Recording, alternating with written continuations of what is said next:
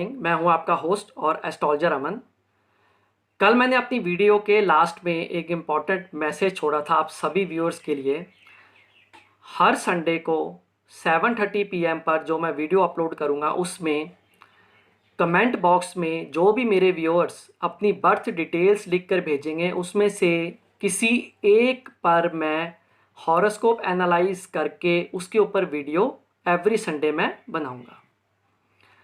कल मुझे कुछ मेरे व्यूअर्स ने अपनी बर्थ डिटेल्स भेजी, उसमें से एक बर्थ डिटेल्स को मैंने चूज़ किया है और आज उसका हॉरोस्कोप एनालाइज आपके सामने कर रहा हूँ।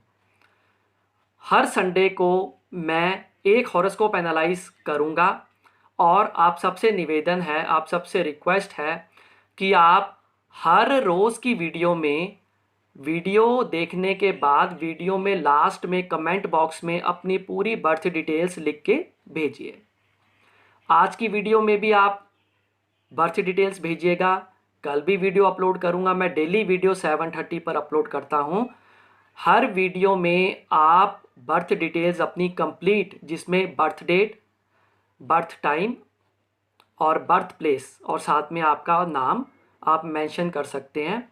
और हर संडे को मैं एक हॉरोस्कोप लूँगा और उसका एनालाइज आपके सामने मैं करूँगा। आज जिनका हॉरोस्कोप एनालाइज कर रहा हूँ उनकी बर्थ डिटेल्स इस प्रकार है। 1 फरवरी 1995 2:32 PM और बर्थ प्लेस है चंबा, हिमाचल प्रदेश। इनकी लगन कुंडली की तरफ देखिए, मिथुन लग्न है इनका। तृतीय भाव में मंगल बैठे हैं, पंचम भाव में राहु बैठे हैं, छठे भाव में बृहस्पति, सप्तम भाव में शुक्र, अष्टम भाव में बुध और सूर्य, नवम भाव में शनि और चंद्रमा और एकादश भाव में केतु बैठे हैं। लगन की डिग्री इनकी 5 डिग्री 5 कला है, जो कि बहुत इंपॉर्टेंट होती है जब भी किसी हॉरोस्कोप का एनालाइज करना होता है। फर्स्ट हाउस की जो डिग्री है, हमारे हर हाउस की डिग्री होती है, उसमें जो लगन की डिग्री है वो बहुत ज़्यादा इंपॉर्टेंट मानी जाती है। लगन की डिग्री के अनुसार ही चलित कुंडली, भाव चलित चार्ट बनता है, जिसमें यदि प्लैनेट्स, यदि ग्रह अपना भाव बदल लें तो वो ग्रह बदले हुए भाव का ही फल देने में सक्षम होंगे। 5 डिग्री 5 कला इनकी लगन की डिग्री है, फर्स्ट हाउस की डिग्री है, जिसके कारण यदि इनका चलित चार्ट आप देखते हैं तो उसमें कुछ ग्रह अपने भाव बदल रहे हैं। जैसे कि पंचम भाव में राहु जो बैठे थे लगन कुंडली में, वो छठे भाव में बृहस्पति के साथ चले गए हैं। और अष्टम भाव में बुध और सूर्य जो बैठे थे वो अष्टम भाव से मूव होकर नवम भाव में चले गए हैं। नवम भाव में शनि और चंद्रमा बैठे थे जो मूव होकर दशम भाव में चले गए हैं। और केतु एकादश भाव से मूव होकर द्वादश भाव में चले गए हैं। चलित कुंडली में जिन जिन ग्रहों ने अपना भाव बदला है वो बदले हुए भाव का ही फल देने में सक्षम होंगे। लेकिन लगन कुंडली में सभी ग्रह जिस राशि में बैठे हैं, राशि नहीं बदली जाएगी, उस राशि का ही फल देंगे। भाव को हमने चलित कुंडली या भाव चलित चार्ट से देखना है। अब आप इनकी चलित कुंडली की तरफ देखिए, भाव चलित चार्ट की तरफ देखिए। मिथुन लगन है, तृतीय भाव में मंगल, छठे भाव में राहु और बृहस्पति, सप्तम भाव में शुक्र, नवम भाव में सूर्य और बुध, दशम भाव में शनि और चंद्रमा और द्वादश भाव में केतु बैठे हैं। लगन के स्वामी बुध नवम भाव में सूर्य के साथ बैठे हैं। सूर्य यहाँ पर तृतीय भाव के स्वामी हैं और सूर्य बुध एक साथ नवम भाव में बैठकर बुध आदित्य योग बना रहे हैं। लगन नवम भाव में बैठे हैं, ऐसे में केंद्र त्रिकोण का राजयोग बना है। ऐसे में ये अपने दम पर अपनी किस्मत को हासिल कर सकेंगे। ये हार्डवर्क करेंगे तो इनका लक इनका फेवर अवश्य करेगा और हार्डवर्क करने से ये अपनी किस्मत को अवश्य बदल सकेंगे। सूर्य नवम भाव में बैठकर तृतीय भाव पर दृष्टि डाल रहे हैं जो इनका खुद का अपना भाव है। ऐसे में ये छोटी यात्राएं करने से इनको लाभ मिलेगा, छोटी यात्राएं होती रहेंगी, ट्रैवलिंग के ये शौकीन भी होंगे। मंगल तृतीय भाव में बैठे हैं, ऐसे में और मंगल साथ में अग्नि तत्व राशि में है। सिंह राशि अग्नि तत्व राशि है, मंगल खुद भी अग्नि तत्व ग्रह हैं। ऐसे में ये बेफजूल की ज़्यादा मेहनत अपनी लाइफ में करेंगे। छोटे ब्रदर्स, यंगर ब्रदर्स से इनको हेल्प कम मिलेगी या उनकी हेल्थ नहीं ठीक रहेगी, और कुछ कंडीशंस में ये भी हो सकता है कि इनका कोई छोटा ब्रदर ना हो। ऐसा योग भी मंगल तृतीय भाव में बैठकर बना रहे हैं। छठे भाव में राहु और बृहस्पति एक साथ बैठे हैं। बृहस्पति सप्तम भाव और दशम भाव के कारक ग्रह स्वामी होकर छठे भाव में चले गए हैं। सप्तम भाव के स्वामी अपने से द्वादश भाव में चले गए हैं और राहु बैठे हैं बृहस्पति के साथ, जो कि गुरु चंडाल दोष का निर्माण कर रहे हैं। ऐसे में रोग, ऋण, शत्रु, दुर्घटना, मुकदमा, लिटिगेशन से इनको प्रॉब्लम्स का सामना करना पड़ेगा। ये जितना दूसरों के लिए अच्छा करेंगे उतना इन रिटर्न इनको फेवर नहीं मिलेगा। एजुकेशन में जो कॉम्पिटिटिव एग्जाम्स होते हैं उसमें इनको सफलता कम मिलेगी। बृहस्पति और राहु छठे भाव में बैठकर द्वादश भाव पे पूर्ण दृष्टि डाल रहे हैं और द्वादश भाव में केतु बैठे हैं। ऐसे में जब ये ओल्डर एज में जाएंगे तो ये मटेरियलिस्टिक लाइफ को त्याग कर देंगे और मोक्ष की तरफ धीरे धीरे इनकी रुझान होना शुरू हो जाएगा। केतु 12th हाउस में और जुपिटर बृहस्पति की यदि दृष्टि 12वें भाव में बैठे हुए केतु पर यदि हो तो ऐसे में मोक्ष की प्राप्ति व्यक्ति को हो जाती है। नवम भाव में सूर्य और बुध बैठने के कारण इनको अपने फादर की सपोर्ट लाइफ में अवश्य मिलेगी। फादर की सपोर्ट से किया हुआ कोई भी काम या उनकी ब्लेसिंग्स लेके किया हुआ कोई भी काम इनको हमेशा सक्सेस की तरफ लेके जाता रहेगा। इनकी धार्मिक प्रवृत्ति होगी, ये रिलीजियस नेचर के होंगे और लाइफ में बार बार लॉन्ग डिस्टेंस ट्रैवल यदि ये करते हैं तो उसमें इनको लाभ भी अवश्य मिलता रहेगा। दशम भाव में शनि और चंद्रमा बैठकर विष योग का निर्माण कर रहे हैं। शनि इनके अष्टम भाव और नवम भाव के स्वामी होकर दशम भाव में बैठे हैं। ऐसे में केंद्र त्रिकोण का राजयोग, नवम दशम का राजयोग का निर्माण हो रहा है। ऐसे में शनि की महादशा या अंतरदशा में इनको अच्छे परिणाम मिलेंगे, इनका लक फेवर करेगा, ऑब्स्टेकल्स इनको कम आएंगे और साथ में फादर की सपोर्ट मिलेगी। इनका कर्म, इनका कार्य क्षेत्र में इनकी उन्नति होगी। लेकिन चंद्रमा की महादशा या अंतरदशा इनके लिए अच्छी साबित नहीं होगी क्योंकि चंद्रमा लग्नेश के शत्रु भी हैं और चंद्रमा दूसरे भाव के कारक, दूसरे भाव के स्वामी हैं। दूसरा भाव मारक स्थान होता है।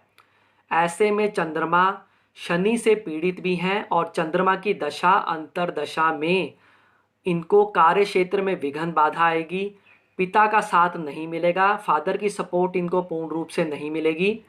चंद्रमा दशम भाव में बैठकर अपनी सप्तम दृष्टि से चतुर्थ भाव को देख रहे हैं।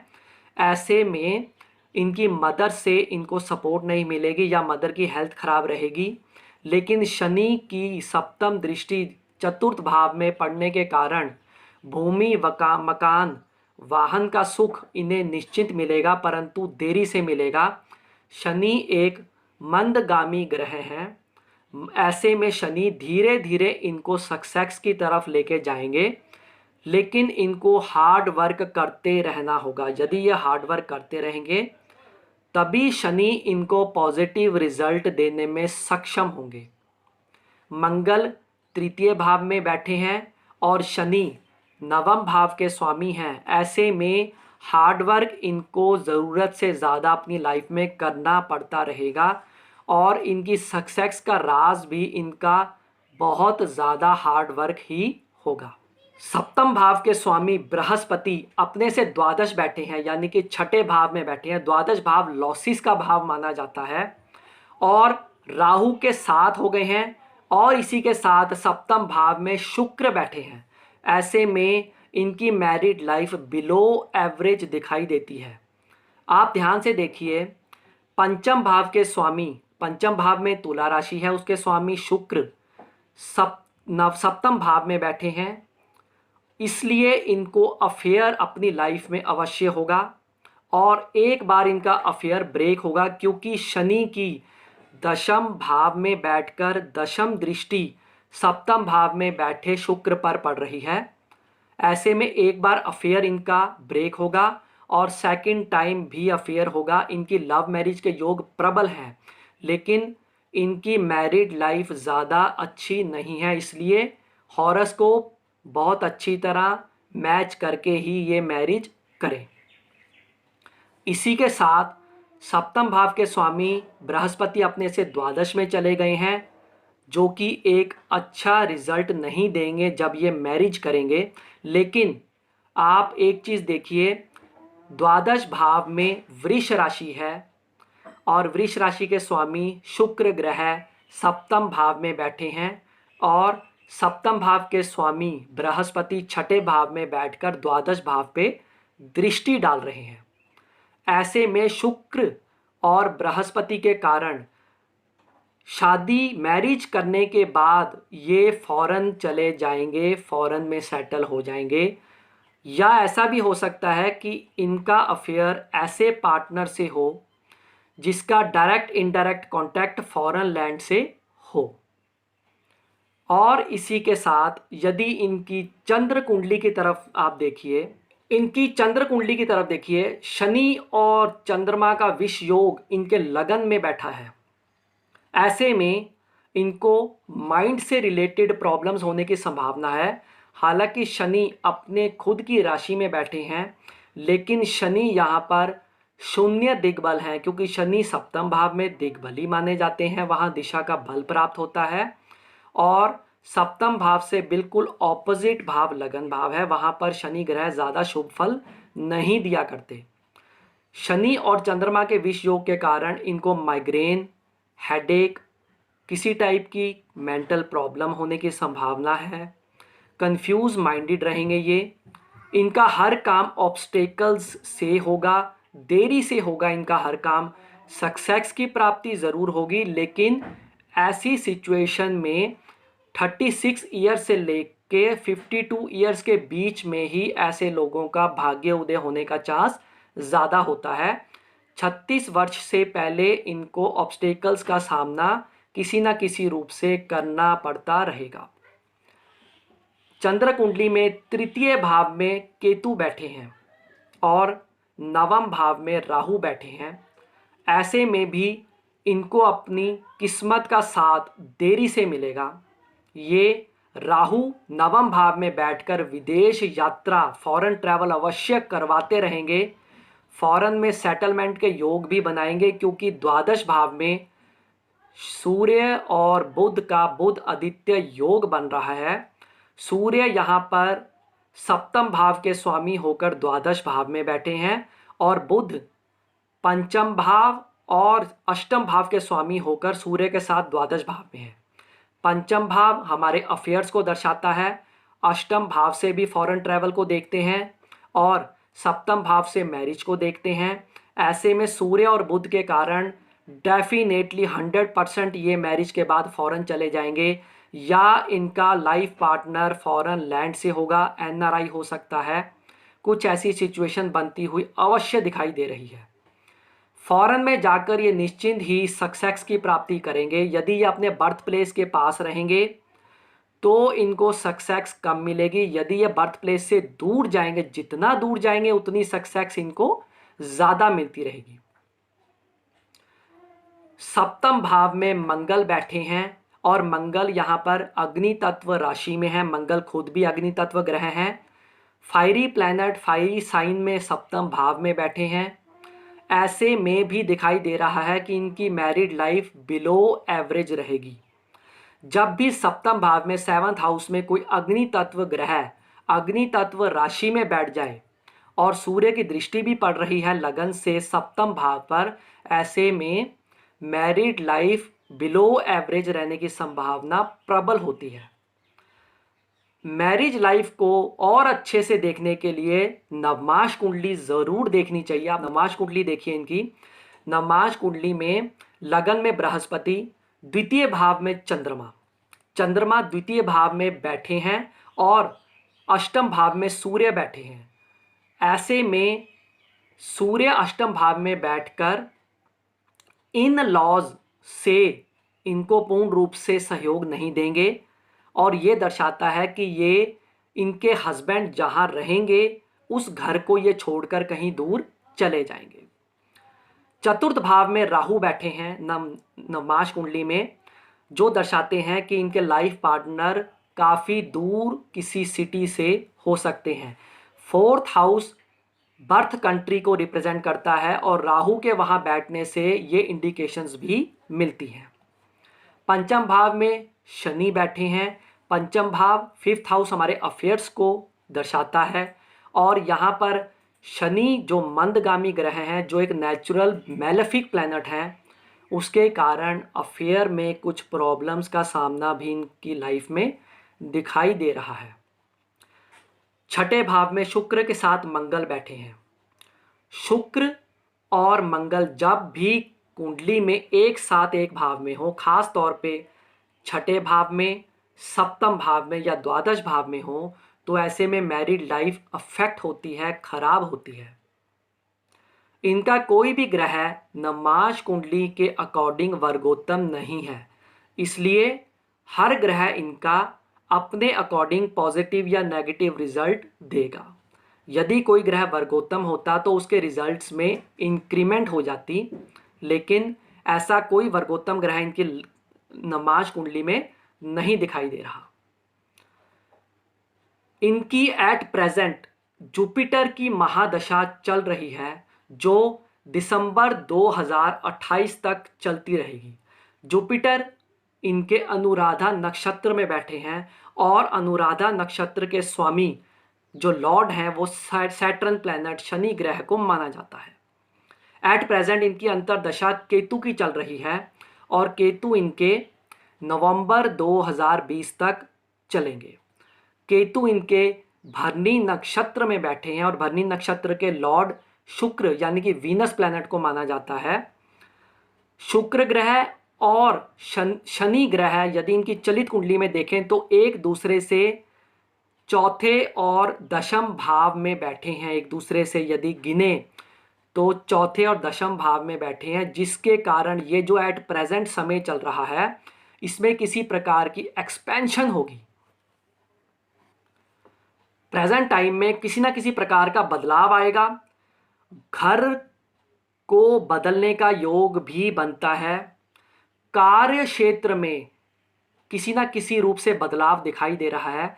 यदि तारा मिलान किया जाए, यदि नक्षत्र के जो चरण हैं यदि उनको मिलान किया जाए तो ऐसे में एट प्रेजेंट टाइम में किसी प्रकार का वेलफेयर दिखाई दे रहा है, कल्याण होने का योग दिखाई दे रहा है, किसी प्रकार की कोई अचीवमेंट होने का योग बन रहा है।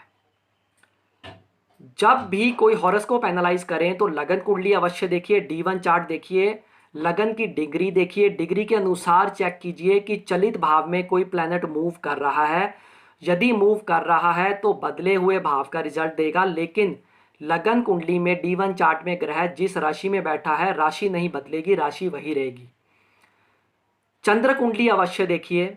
यदि लगन कुंडली में लग्नेश बेहद कमजोर स्थिति में है और लग्नेश को दोष लगा हुआ है, शनि राहु केतु के एक्सिस में है, ऐसे में चंद्र कुंडली और ज़्यादा महत्वपूर्ण हो जाती है, वो फिर इंपॉर्टेंट हो जाती है, नेसेसरी हो जाती है देखने के लिए। इसी के साथ मैरिज से रिलेटेड चीज़ों को देखने के लिए नवमाश कुंडली अवश्य देखिए। नवमाश कुंडली में वर्गोत्तम ग्रह देखिए, वर्गोत्तम कोई भाव है वो ज़रूर देखिए।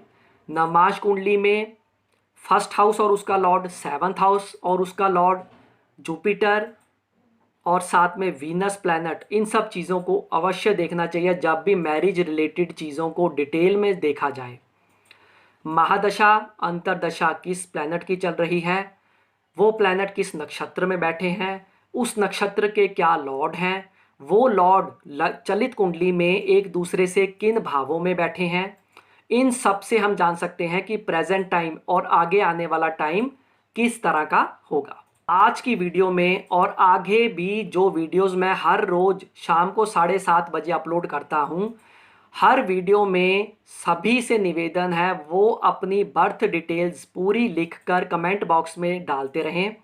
मैं एवरी संडे को 7:30 बजे की वीडियो में एक हॉरोस्कोप एनालाइज करूंगा।